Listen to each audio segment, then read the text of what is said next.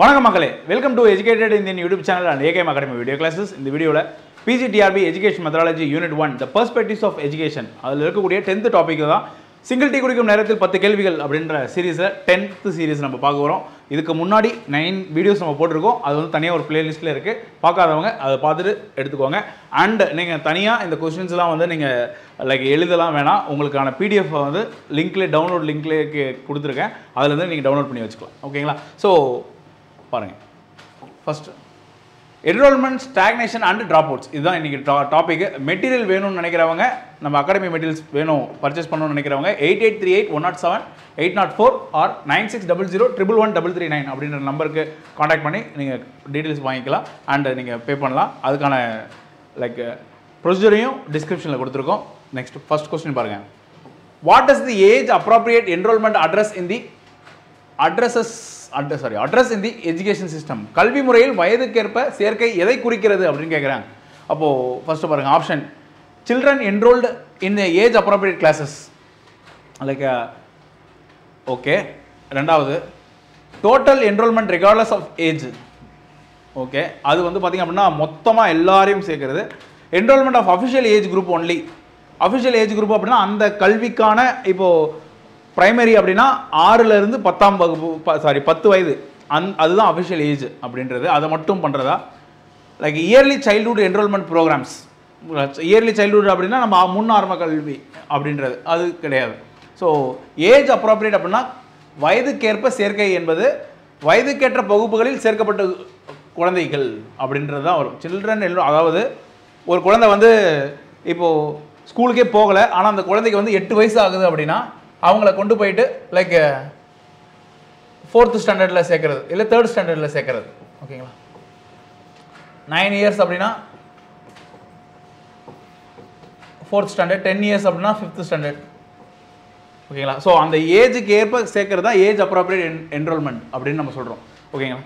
So அவங்க வந்து அவங்களுடைய அந்த வயதுக்கு ஒத்த நண்பர்களுடன் வளருவாங்க. அவங்க வந்து ஏபிசிடியே தெரியல, அதனால் அவங்க வந்து ஃபஸ்ட் ஸ்டாண்டர்டில் தான் சேர்க்கணும் அப்படின்றது கிடையாது. ஓகேங்களா? அப்போ ஏஜ் அப்ராப்ரியேட்டில் அவங்க சேர்த்துட்டு அதுக்கப்புறம் அவங்களுக்கு ஸ்பெஷலான ட்ரைனிங்ஸ்லாம் கொடுப்போம். ஓகேங்களா? அடுத்து next, what is the key difference between the gross enrolment ratio and the net enrolment ratio? இது வந்து நல்லா தெரிஞ்சுக்கோங்க டீச்சர்ஸ். இதை வந்து புரிஞ்சுக்கிட்டீங்க அப்படின்னா ரொம்ப ஈஸியான ஒரு டாபிக். ஆனால் கொஸ்டின் பேப்பர் கொஞ்சம் ரொம்ப ஸ்டாண்டர்டாக வைக்கணும்னு நினச்சாங்கன்னா இதில் வந்து கேள்வி கேட்கலாம். ஓகேங்களா? மொத்த சேர்க்கை விகிதம் மற்றும் நிகர சேர்க்கை விகிதம் இடையே உள்ள முக்கிய வேறுபாடுகள் என்ன அப்படின்னு கேட்குறாங்க. மொத்த சேர்க்கை விகிதம் அப்படின்னா இப்போ இந்தியாவுடைய primary எஜுகேஷனுடைய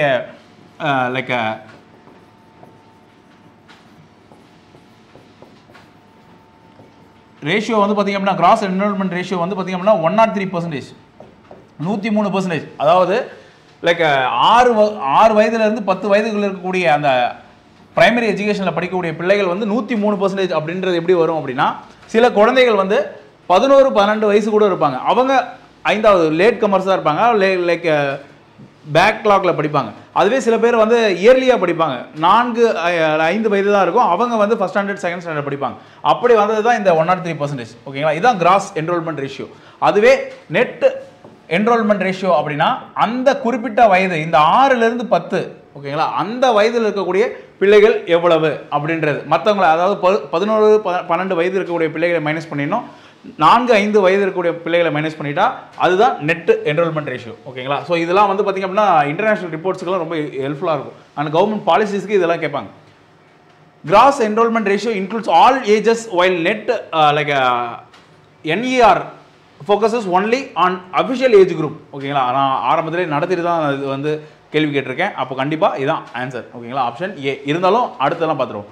GER is more accurate then NER. அப்படி கிடையாது. ஓகேங்களா? GER வந்து 19 எல்லாரையும் உள்ளடக்கும், NER தான் குறிப்பிட்ட ஏஜை குறிக்கும். ஓகேங்களா? அப்போ மாற்றி வந்திருக்கணும். Next, NER includes drop out students while GER doesn't. ஓகேங்களா? ட்ராப் அவுட் ஸ்டூடெண்ட்ஸ் எல்லாம் வந்து என்ரோல்மெண்ட் ரேஷியோவில் நம்ம வந்து எடுக்க மாட்டோம். ஓகேங்களா? Next, there is no significant difference between them. அப்படி கிடையாது, ரெண்டுமே வேறு வேறு.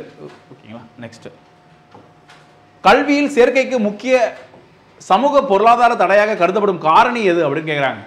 சமூக பொருளாதார காரணி நிறைய காரணம், அரசியல் காரணங்களாக இருக்கலாம், மத நம்பிக்கைகள் காரணமாக இருக்கலாம், அதெல்லாம் சமூக காரணங்களாக பொருளாதார காரணங்கள் எக்கனாமிக் டேர்ம்ஸில் என்ன அப்படி அப்போ என்ன கொஸ்டின் அவங்க கேட்குறாங்கன்றதை பார்க்கணும். நீங்கள் ஒன்று ஆன்சர் பண்ணிவிட்டு லைக் இதுவும் வருமே அப்படின்னு நம்ம கேட்கக்கூடாது. அப்படிலாம் நம்ம வந்து ஜஸ்டிஃபை பண்ணவே முடியாதுங்க. ஓகே, ஆன்சர் கீழே. அண்ட் நம்ம ஒன்று நல்லா புரிஞ்சுக்கணும், நான் ஒரு சர்டைன் இதை படிப்பேன், அதுலேருந்து கொஸ்டின் வந்துடணும், நான் பாஸ் ஆகிடுவேன் அப்படிலாம் கிடையவே கிடையாது. அவங்க என்ன சிலபஸ் கொடுத்துருக்காங்க, அந்த சிலபஸுக்கு எப்படிலாம் கேள்விகள் வரும், அதுக்கு நான் எப்படி ப்ரிப்பேர் பண்ணணும், அதுதான் அங்கே கேமே. ஓகேங்களா, ரெண்டு விஷயம் ரொம்ப இம்பார்ட்டன்ட்ங்க. ஒன்று வந்து பார்த்திங்க அப்படின்னா சிலபஸ். ஓகேங்களா, எந்த ஒரு காம்படிட்டிவ் எக்ஸாம்ஸுக்குமே சிலபஸ் ரொம்ப முக்கியம். சிலபஸ்ன்றது வந்து பார்த்திங்க அப்படின்னா நான் வந்து இந்த தேதியில் நான் ஒரு போட்டி அறிவிக்க போகிறேன், அந்த போட்டிக்கான ரூல்ஸ் அண்ட் ரெகுலேஷன்ஸ் அதுதான். ஓகேங்களா, அதுதான் சிலபஸ். இன்னொன்று வந்து previous year question paper, PYQ. Previous year question பேப்பரில் இவங்க போர்டு எப்படி இருக்குது அப்படின்றத நம்ம புரிஞ்சிக்கலாம். ஸோ இந்த போன வருஷத்துக்கும் இந்த போன PGTRB எக்ஸாமுக்கும் இந்த PGTRB எக்ஸாமுக்கும் என்ன பெரிய டிஃப்ரென்ஸாக இருக்க போகுது அப்படின்னு என்னுடைய பர்சனல் ஃபீலிங்கில் நான் என்ன சொல்கிறேன் அப்படின்னா, லைக் போன வருஷம் லைக் 2022 வந்து பார்த்திங்க அப்படின்னா லைக் TRBக்கு வந்து ஒரு சேயிங்கே இருக்காது. அதாவது அவங்களுக்கு வந்து ஒரு எட்ஜ் இருந்திருக்காது. ஏன்னா கொஸ்டின் பேப்பர்ஸ் எல்லாமே கம்ப்யூட்டர் பேஸ்டு டெஸ்ட்ன்றதுனால அவங்களால மேட்ச் த ஃபாலோவிங்கோ இல்லை வந்து பெரிய பெரிய கொஸ்டின்ஸாக வைக்க முடியாது. ஏன்னா நிறைய லைக் லெசன்ஸ் நிறைய டிஃப்ரெண்ட் சப்ஜெக்ட்ஸ் இருக்குது அண்ட் டிஃப்ரெண்ட் கொஸ்டின் பேப்பர்ஸ் இருக்குது அண்ட் நிறைய ப்ராசஸ் இருக்குது. அதில் நிறைய லைக் அவங்களுக்கு எரர் பண்ணுறதுக்கான வாய்ப்புகள் இருக்கும். But this is now it is and pen and paper mode, OMR based மெத்தட்ன்றனால so question papers will be they have a edge. Question papers வந்து எப்படி வேணால் திருகி கேட்கலாம், reason assistant, multiple statements, match the following, ஓகேங்களா, எப்படி வேணால் கேட்கலாம். அந்த மாதிரி அவங்க வந்து டேர்ன் ஆவாங்க. ஓகேங்களா, லைக் டிராஸ்டிக்காக டேர்ன் ஆகலனாலும் at least we can expect like 10 to 15% of questions and that would decide the postings. ஓகேங்களா, if I am not wrong, mark this video. இந்த வீடியோ வந்து நீங்கள் சேவ் பண்ணி வச்சுக்கோங்க. அடுத்து பாருங்கள். ஸோ போதுமான பள்ளி உட்கட்டமைப்பு இருந்தது அப்படின்னா சேர்க்கை வந்து அதிகமாக தான் ஆகுமே தவிர தடையாக இருக்காது. ஓகேங்களா, அடுத்து பயிற்சி பெற்ற ஆசிரியர்களின் கிடைக்கும் தன்மை. பயிற்சி பெற்ற ஆசிரியர் கிடைச்சாங்கன்னா பிள்ளைகள் இன்னும் அதிகமாக ஆர்வத்தோட ஸ்கூலுக்கு வருவாங்க. அப்போ தடையாக இருக்காது. அது குழந்தைகளை வேலைக்கு நிர்பந்திக்கும் வறுமை கட்டாயமாக பிள்ளையை வந்து ஸ்கூல் அனுப்புறதுக்கு பதிலாக நம்ம வந்து இப்போது வாழை தாரை தூக்கிட்டு போகிறாங்க அப்படின்னா ஸ்கூலுக்கு அனுப்பாமல் இருந்தால் அந்த பாவர்ட்டி வந்து அவங்களுக்கு தடையாக இருக்கலாம். ஓகேங்களா, ஆப்ஷன் சி. அடுத்து ப்ரெசன்ஸ் ஆஃப் லைப்ரரி ஃபெசிலிட்டிஸ், அது தடையாக இருக்காது, அது என்கரேஜ் பண்ணும். நெக்ஸ்ட்டு நிறைய டீச்சர்ஸ் வந்து ஃபோன் பண்ணி சாரோடைய சிங்கிள் டி கொஸ்டின்ஸ் வந்து நல்லா இருக்குங்க அப்படின்னு சொல்லியிருந்தாங்க அப்படின்னு டீமில் சொன்னாங்க. Thank you so much people, thank you. அடுத்து stagnation is in education system refers to, கல்வி முறையில் தேக்க நிலை என்பது என்ன அப்படின்னு கேட்குறாங்க. அப்போ தேக்க நிலை அப்படின்னா students completing education faster than stipulated time அப்படின்றாங்க. பாருங்கள், நிர்ணயித்த நேரத்தை விட வேகமாக அப்படின்றது ஸ்டாக்னேஷன் கிடையாது. ஓகேங்களா, குறைவாக இருக்கிறது தான் அப்படியே மந்த நிலை, அப்படியே தேக்கமாக இருக்குது. ஓகேங்களா, லைக் இப்போ நம்ம ப்ரிப்பரேஷன் இருக்கும், நல்லா ஞாபகம் வச்சுக்கோங்க. லேர்னிங் கர்வில் வந்து இதை கண்டிப்பாக நான் நடத்துவேன். லைக் லேர்னிங் கர்வ் எப்படி இருக்கும் அப்படின்னா ஃபஸ்ட்டு ஆரம்பத்தில் வந்து எக்ஸ் ஆக்சிஸ் ஒய் ஆக்சிஸ் நம்ம போட்டோன்னு வைங்களேன். ஃபஸ்ட்டு அப்படியே ஸ்டீப்பாக இருக்கும். நோட்டிஃபிகேஷன் வந்து 11 அன்றைக்கி நோட்டிஃபிகேஷன் வந்துச்சா, 10th ஜூலையில் நோட்டிஃபிகேஷன் வந்திருக்கும்.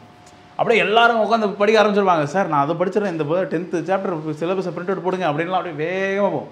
ஒரு கட்டத்தில் என்ன ஆகும் அப்படின்னா அப்படியே டிராஸ்டிக்காக இருக்கும். And that is the period இப்போ ரைட் நோ நீங்கள் இருக்கிறது. ஓகேங்களா, லைக் இப்போ இந்த இடம் தான் பார்த்தீங்க வைங்களா 27 அப்படின்னா இந்த இடம் நீங்கள் ஆக்சுவலாக க்ரோ ஆகிட்டு தான் இருப்பீங்க. கொஞ்சம் கொஞ்சமாக அப்படியே படிச்சுட்டே இருப்பீங்க, கொஞ்சம் அந்த ஏரியாஸ்லாம் கவர் பண்ணிகிட்டே இருப்பீங்க. ஆனால் அது மந்த நிலையாக இருக்கிற மாதிரி தெரியும். நிறைய டீச்சர்ஸ் இந்த இடத்துல விட்டுருவாங்க, இந்த இடத்துல நிறைய பேர் விட்டுருவாங்க. ஓகேங்களா, அண்ட் அடுத்து வந்து பார்த்திங்க அப்படின்னா கொஞ்சம் இப்படி ஏறும், ஃபாஸ்ட் ரிவிஷனு ஒரு நம்பிக்கை வைத்து அப்படி பண்ணுறது. இந்த ஃபேஸ் தான் ரொம்ப முக்கியமான ஒரு ஃபேஸுங்க. இதை யார் கடந்து இந்த ஸ்டாக்னேஷன் ஃபேஸை வந்து யார் வந்து நம்பிக்கையுடன் படித்து கடக்கிறாங்களோ அப்படின்னா அவங்க ஜெயிச்சிருவாங்க. ஓகேங்களா, ஸோ நம்பிக்கை வைத்து ட்ராவல் பண்ணுங்கள் உங்கள் ப்ரிப்பரேஷன் மேலே. ஓகேங்களா, அண்ட் திரும்பவும் சொல்கிறேன், ஆசிரியர்கள் வந்து என்னுடைய பணிவன்பான ஒரு வேண்டுகோள் அப்படின்னா டு நாட் லைக் யார் எந்த அகாடமியில் நீங்கள் படித்தாலும் சரி, ஈவன் ஏகேஎம் அகாடமியாக இருந்தால் கூட சரிங்க, ரேண்டம் அப்படியே வந்து ஒரு எப்படி சொல்கிறது ஒரு நேரோ மைண்டடாக வந்து நீங்கள் வந்து யாரையுமே ஃபாலோ பண்ணாதீங்க. லைக் முரண்படுங்க அப்படின்னு சொல்லுவாங்கள்ல, அந்த மாதிரி திங்க் லைக் ரேஷ்னலி நான் சிந்தித்து பார்க்கணும். வந்து இது ஒர்க் அவுட் ஆகுமா, இது ஒர்க் அவுட் ஆகாதா, இது நல்லது இருக்குமா. இப்போ நீங்கள் நிறைய பேர் எல்லாருமே மேஜர்ஸ் வந்து சில இடங்களில் ஜாயின் பண்ணிப்பீங்க, சில பேர் நிறைய பேர் ஹோம்லேயே படிப்பீங்க, நீங்கள் லைக் செல்ஃப் ப்ரிப்பரேஷனில் கூட படிப்பீங்க. லைக் அங்கே வந்து உங்களுக்கு மேஜர் நல்லா இருக்குது அப்படின்னா மேஜரில் இப்போ மேஜரில் ஒரு 3 ஸ்டாஃப்ஸ் நடத்துகிறாங்க இல்லை 2 ஸ்டாஃப் நடத்துகிறாங்க அப்படின்னா அவர் கிளாஸ் நல்லா இருக்கும் அப்படின்னா வெல் அண்ட் குட். இன்னொருத்தர் வந்து ஓகே எனக்கு சுமாராக தான் இருக்குது அப்படின்னா அடுத்த சோர்ஸ் என்ன அப்படின்னு பாருங்கள். வெயிட் பண்ணாதீங்க. To not compromise your time with anything. Time தான் இங்கே ரொம்ப முக்கியமானது இருக்குது. அதனால தான் நான் சொல்கிறதே, நீங்கள் வந்து தேடி யூடியூப்லாம் போய் பார்க்காதீங்க. இப்போ நம்ம டி சீரிஸ் கொஸ்டின்ஸே இருக்குது அப்படின்னா நீங்கள் எப்போ யூடியூபுக்கு வரீங்களோ அப்போ பார்த்தா போதும். நாங்கள் அப்லோட் பண்ண அடுத்த செகண்டே நீங்கள் பார்க்கணுன்ற அவசியம் கிடையாது, அப்படி தேவையே கிடையாது. ஓகேங்களா? Next, so students taking more time then stipulated to complete a level, அதுதான் கரெக்டான ஆன்சருங்க. அதுதான் ஸ்டாக்னேஷன். ஓகேங்களா? மந்த நிலை என்பது அதுதான். அடுத்து பார்த்துருவோம், ஆப்ஷன் பார்த்துருவோம். Like students dropping out of school permanently என்றாங்க அப்படின்னா அது ட்ராப் அவுட். ஓகேங்களா? நிரந்தரமாக பள்ளியை நிரந்தரமாக விட்டு வெளியேறும் மாணவர்கள் ட்ராப் அவுட். அடிக்கடி பள்ளிகளை மாற்றும் மாணவர்கள், ஓகே, அது வந்து ஸ்டாக்னேஷன் கிடையாது. ஓகேங்க. அடுத்து, which of the following is not a cause of educational stagnation, பின் வருவனவற்றில் எது கல்வி தேக்க நிலைக்கு காரணம் அல்ல அப்படின்னு கேட்குறாங்க. ஓகே, அல்ல அப்படின்னா ரிவர்ஸ் கொஸ்டின். பொருத்தமற்ற பாடத்திட்டம் மற்றும் கற்பித்தல் முறைகள், ரொம்ப போர் அடிக்குது, ரொம்ப டஃப்பாக இருக்குது அப்படின்னா பசங்க நின்றுவாங்க. ஓகேங்களா? அப்போ கண்டிப்பாக அது ஒரு காரணம் தான். இங்கே காரணம் அல்லன்னு கேட்குறாங்க, அப்போ அது வராது. அடிக்குவேட் டீச்சர் ட்ரைனிங் ப்ரோக்ராம்ஸ், போதுமான ஆசிரியர் பயிற்சி திட்டங்கள். போதுமான ஆசிரியர் பயிற்சி திட்டங்கள் இருந்துச்சுன்னா அங்கே பசங்க வந்து பார்த்திங்க அப்படின்னா ஸ்டாக்னேஷனே இருக்காதே, தேக்க நிலையே இருக்காது. ஓகேங்களா? அப்போது அது வந்து தேக்க நிலையை உருவாக்கக்கூடிய காரணம் அல்ல, தேக்க நிலையை போக்கக்கூடிய காரணம். அப்போ ஆப்ஷன் பி தான் வரணும். ஓகேங்களா? அடுத்து சி பார்த்துருவோம். Large class sizes affecting individual attention, இது ஒரு காரணம். ஓகேங்களா? பெரிய தனிப்பட்ட கவனத்தை பாதிக்கும் பெரிய வகுப்பு அளவுகள். 100 பேர் இருப்பாங்க ஒரு ஸ்கூலில்.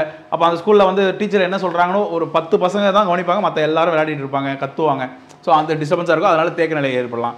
ரிஜிட் எக்ஸாமினேஷன் சிஸ்டம், கடுமையான தேர்வு முறை என்றதும் தேக்க நிலையை உருவாக்கும். ஓகேங்களா? அடுத்து, விச் தமிழில் படிச்சார், எந்த ஒருங்கிணைந்த திட்டப்பூர்வ பள்ளி முதல் 12ஆம் வகுப்பு வரை பள்ளி கல்வியை உள்ளடக்கி பல முந்தைய திட்டங்களை இணைக்கிறது அப்படின்னு கேட்குறாங்க. ஸோ நமக்கு நல்லாவே தெரியும், 2018 ஆரம்பித்த சர்வ சிக்ஷா அபியான் அப்படின்றது கிடையாது. ஓகேங்களா? அது கிடையாது. Sarva Shiksha Abhiyan and RMSA, Rashtriya Madhyamik Shiksha Abhiyan and teachers training programmes, இது எல்லாத்தையும் சேர்ந்து வந்தது தான் வந்து பார்த்தீங்க அப்படின்னா சமக்ர சிக்ஷா அபியான்.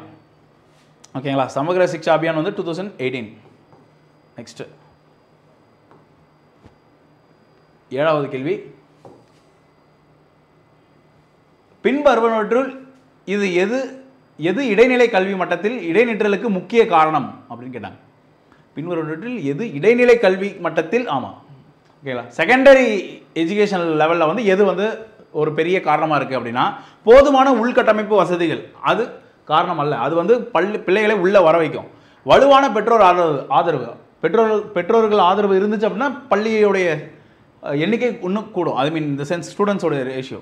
ஆரம்ப கால திருமண பழக்க வழக்கங்கள் ரொம்ப முக்கியங்க. அப்போ சின்ன பிள்ளைகளை வந்து நம்ம திருமணம் பண்ணி வச்சுட்டாங்க அப்படின்னா என்ன ஆகுங்க, இடைநிலை கல்வி வந்து இடைநிற்றலுக்கு ரொம்ப பெரிய காரணமாக இருக்குது. அவைலபிலிட்டி ஆஃப் ஸ்காலர்ஷிப்ஸ், ஊக்கத்தொகை கொடுத்தாங்கன்னா பிள்ளைகள் வருவாங்க, ஊக்கத்தொகையிலும் கிடைக்கும் தன்மை. ஓகேங்களா? அடுத்து, தேசிய அளவில் இடைநிற்றலில் முக்கிய விளைவுகளில் அடங்குவது அப்படின்னு கேட்குறாங்க. லைக் அதிகரித்த பொருளாதார வளர்ச்சி, பசங்க அதிகமாக நின்ட்டாங்க அப்படின்னா நிறைய பொருளாதாரம் பெருசாக வளருமா அப்படின்னா கிடையாது. ஓகேங்களா? அடுத்து, மக்கள் தொகை ஈவுத்தொகையின் சிறந்த பயன்பாடு, மக்கள் தொகை ஈவுத்தொகையின் சிறந்த பயன்பாடு இல்லை. லைக் இப்போ பாருங்கள், இந்த மக்கள் தொகை ஈவுத்தொகை அப்படின்னா லைக் இப்போது நீங்கள் வந்து ஒரு ஷேர் வச்சுருக்கீங்கன்னு வச்சுக்கோங்களேன். ஒரு கம்பெனியில் வந்து ஒரு ஷேர் வாங்குறீங்க அப்படின்னா அந்த ஷேருக்கு ப்ராஃபிட்டுக்கு வந்து அந்த கம்பெனி வந்து உங்ககிட்டேருந்து காசு வாங்கி அந்த ஷேரில் வச்சு அவங்க தொழில் பண்ணி லாபத்தை எடுப்பாங்க. அந்த லாபத்தில் எல்லாருக்கும் பகிர்ந்து கொடுப்பாங்க. எல்லா செலவுகளும் போக நிகர லாபத்தை எடுத்து பகிர்ந்து கொடுக்குறாங்க. அதுதான் டிவிடெண்ட்.